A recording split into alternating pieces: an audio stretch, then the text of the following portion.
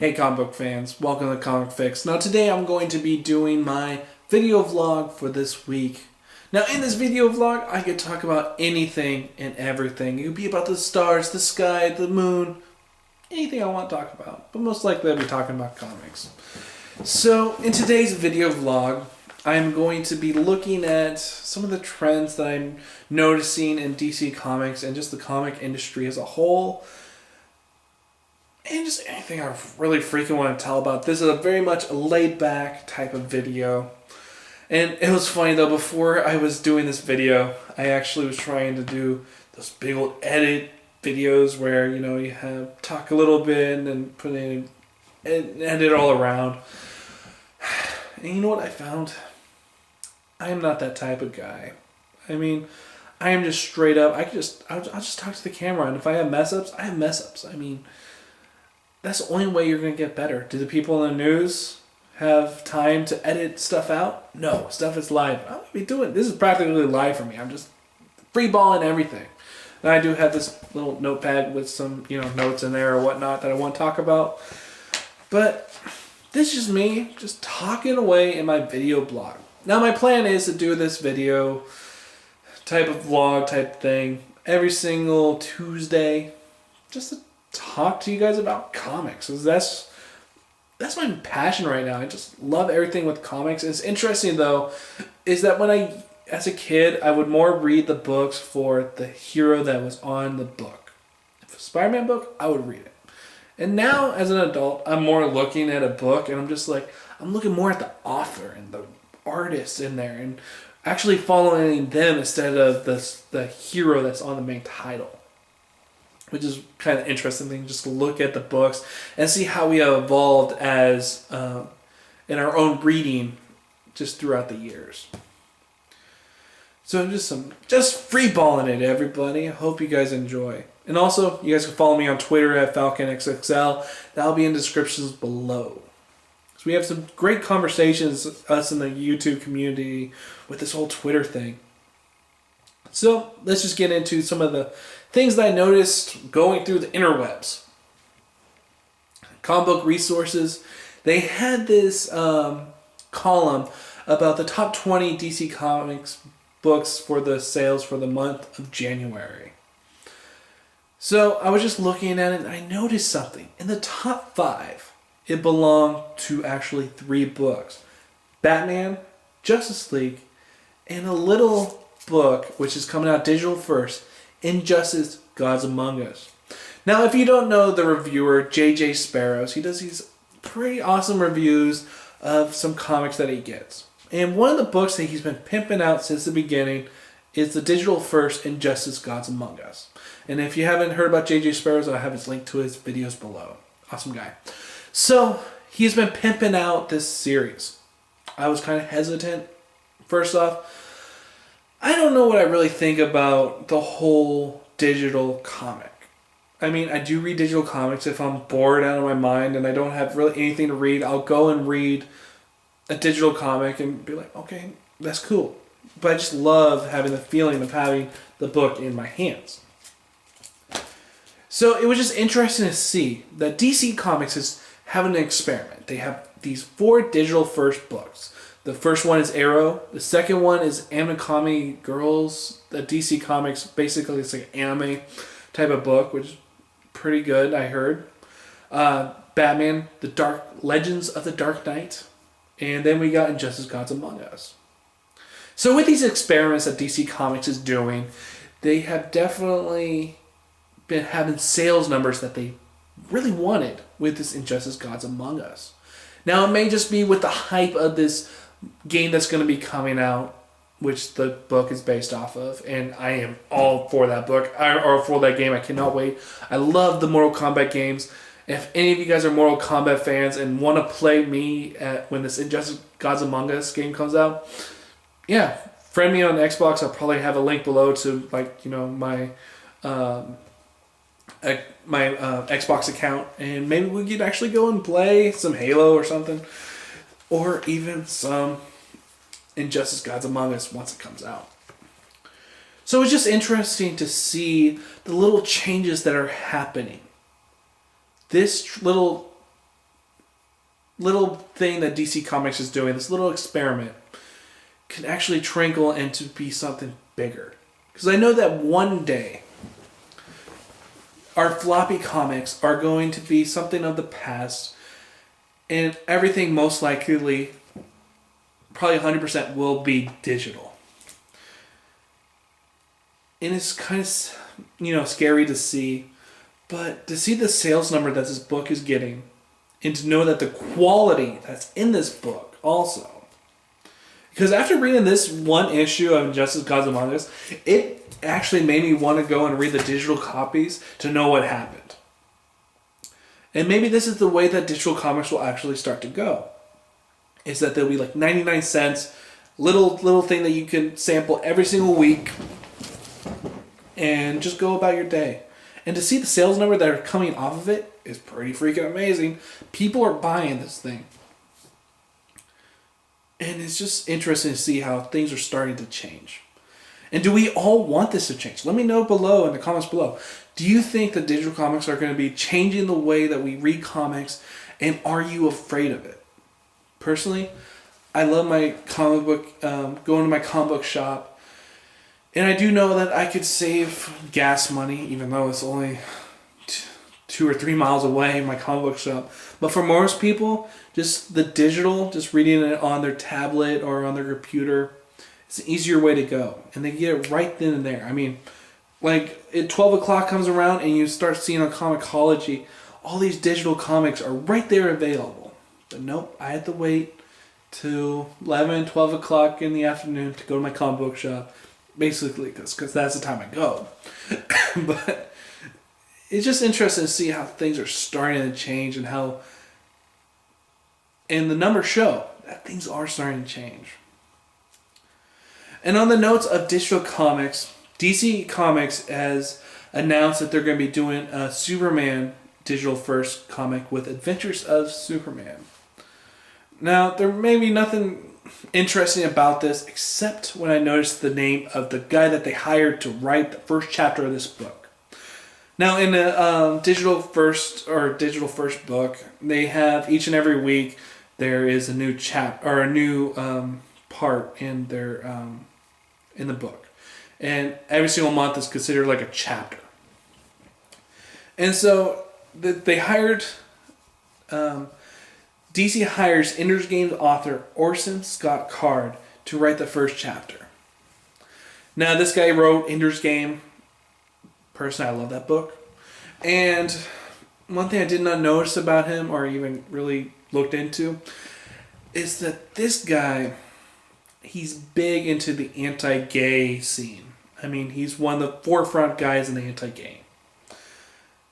Personally, I think anybody who's anti-gay, it's just wrong. I mean, if somebody's happy, why should someone destroy that? And to see that this guy is going to be coming on to a book like Superman, and the more I read about this writer, it irks me that he's going to be on Superman. Now, the one time that I hope the editorial just stomps on him and just says, no, you're going too far with your anti-gay and there's not going to be any anti-gay, I hope this is right here, right now. So one thing that we do know with DC Comics that we have heard from quite a few writers is that the editorial team has taken control of some of the stuff that goes on in DC Comics, and they won't let the writers do what they want. Hopefully that this is one of those times where they notice that this writer, Orson Scott Card, starts to go with a little bit anti-gay themes, and they stop him writing his tracks. Because what I do know that this guy's a really good writer. And that DC's taking a chance with putting this guy on this book. And it's one of the things I do notice that no one's really talking about, because it's brand new. But that's one of the things I notice. And I'm scared. Maybe the title of this video should be scared, because I'm scared about digital comics, and I'm scared about this writer taking a character that we know and love in Superman. And Superman right now, before Scott Liddell took over, was not the best. It was actually really fucking horrible. But I don't know. Maybe DC Comics really doesn't know how to do Superman anymore, but I'm really worried about this writer. It makes me not want to actually read the book and not support anything that this guy does. Maybe I will take a stand on that and be like, I'm not going to buy this book or anything like that, but just be warned that this guy, Orson Scott Card, you may know him from Ender Games, but there's more to the story than just that. Anybody who's anti-gay is just not good in my book. They're a villain. They're a big villain. I mean, anybody who's against somebody being happy and finding love, God. Terrible, terrible people. Sad to see. But, I don't know. It's be interesting to see, because I do know that DC Comics is, or the fans have a petition going out right now saying, we won't buy the book. It is also interesting. I actually was able to finally go and pick up my comics, and I was reading The Superior Spider-Man. And in the pages in the back where they had the letter columns, all the letters were just people saying, we fucking hate the idea of what you've done with Spider-Man and having Otto Octavius in and Peter Parker's body. And just letter after letter after letter of people just reaming this guy saying, we'll never read Marvel again. We'll never read Spider-Man again.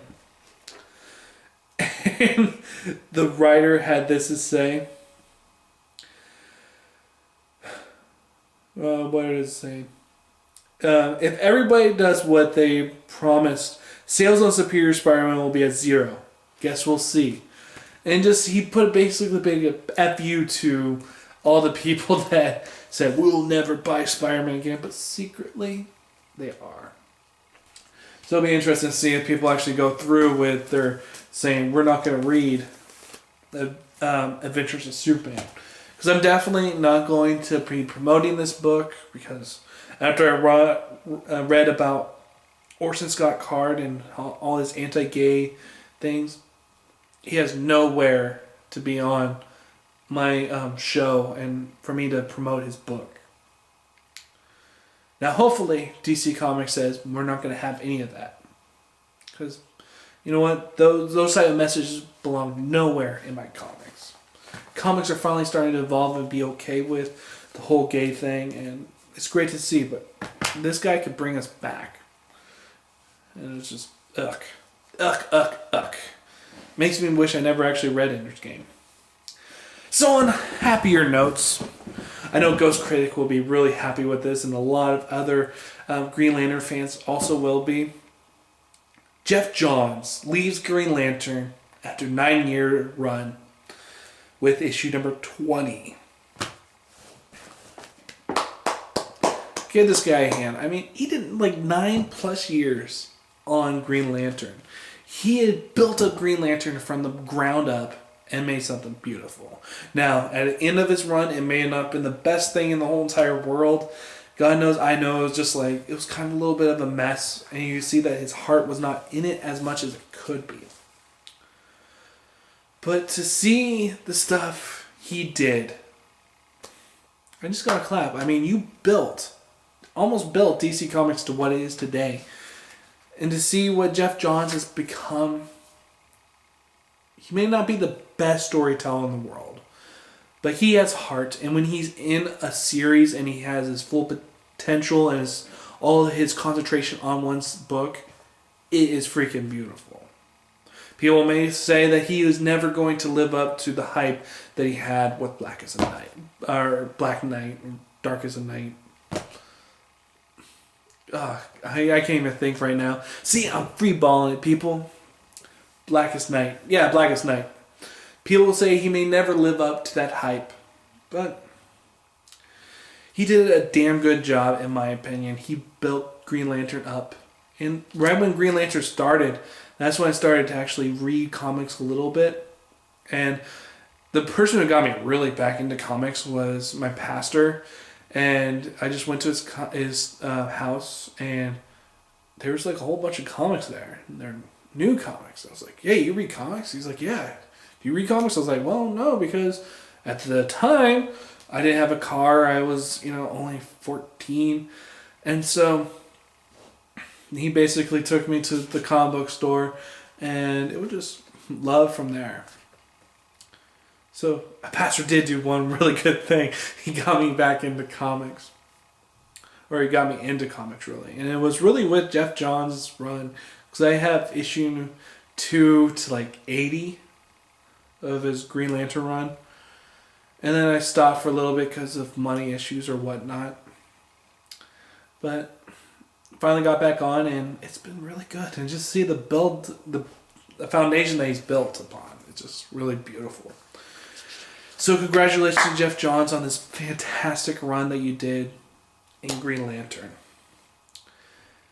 So that's really all I wanted to talk about with news and type stuff. There's been a lot of news that's happened with DC Comics.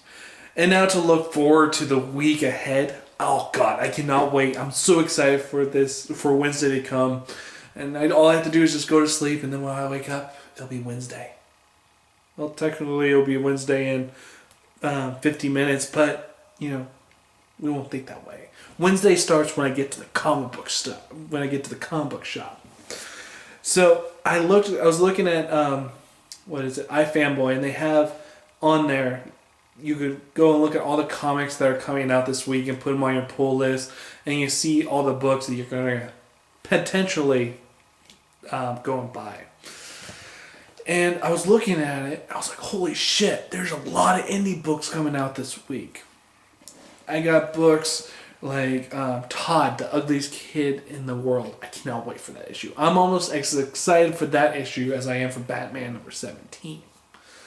And then there is The Adventures of Ben and Brim in the World, I think, or something like that, which is a really funny book. Shadow Dogs. Storm Dogs.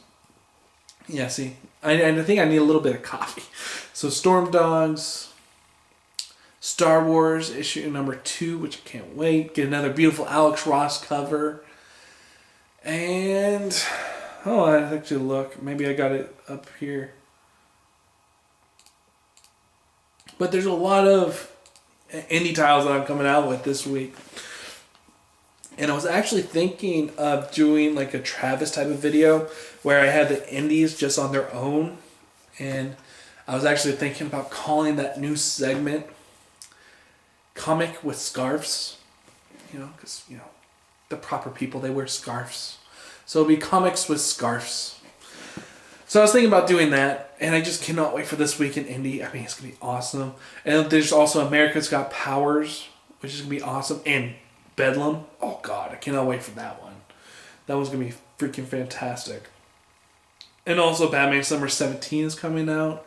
We get to see the end of our Death of the Family, which I cannot wait. Scott Snyder's been, teasing us with all the stuff that he wants to tell, but he cannot tell with the ending of Batman number 17. Now, I do know that there are times where you could go and actually look, and there's some torrents out with issue number 17 to see the ending, but I'm not one of those fans. I don't go look at the solicits, and I don't go and look at spoilers. Sorry, but I don't. I mean, I don't want my book to be spoiled. I enjoy comics, and I don't want them to be spoiled. So I think that's it for this video vlog. That's really all I want to talk about. And if you guys haven't checked out JJ Sparrow's videos, go and check them out. I want to try to have at least one time where I spotlight one of our comic community people. So go check out JJ Sparrow's videos. He does some vlogs, or he does some previews, and he does some reviews. Just an awesome guy. And they're shorter than my videos. My videos can go 20 minutes to 30 minutes to 40 minutes. But they're definitely not as long as James Donnelly's video. Last video, James, you did 2 hours and God knows what. But that was pretty epic. And I watched every single minute of it. It was awesome. I love our comic community. I hope you guys do too. Remember, comment, subscribe, and I'll see you guys tomorrow with the Wednesday Comic Haul.